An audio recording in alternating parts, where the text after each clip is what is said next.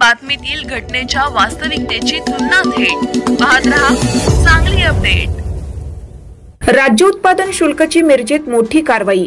गोवा बनावटीची दारू जप्त, 68 लाखाचा मुद्देमाल हस्तगत। मिरजेत राज्य उत्पादन शुल्क विभागाने मोठी कारवाई केली असून मिरज पंढरपूर महामार्गावर आज पहाटेच्या सुमारास गोवा बनावटी दारूचा मोठा साठा जप्त केला आहे।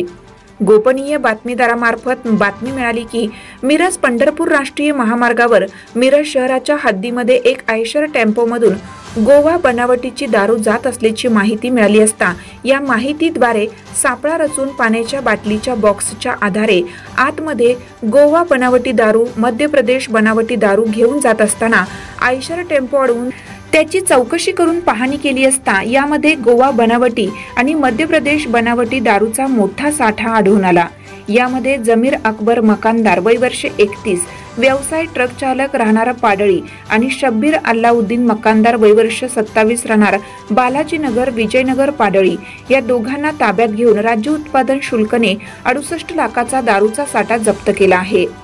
सदर कारवाई दीपक सुपे, प्रभास सावंत, अजय लोंढे, लक्ष्मण पोवार, जयसिंग खुटावळे, उदय पुजारी, इरफान शेख, स्वप्नील आटपाडकर, विनायक खांडेकर, पुंडलिक बिरुंगे, कविता सुपने, शाहीन शेख, स्वप्नील कांबळे यांनी केली आहे।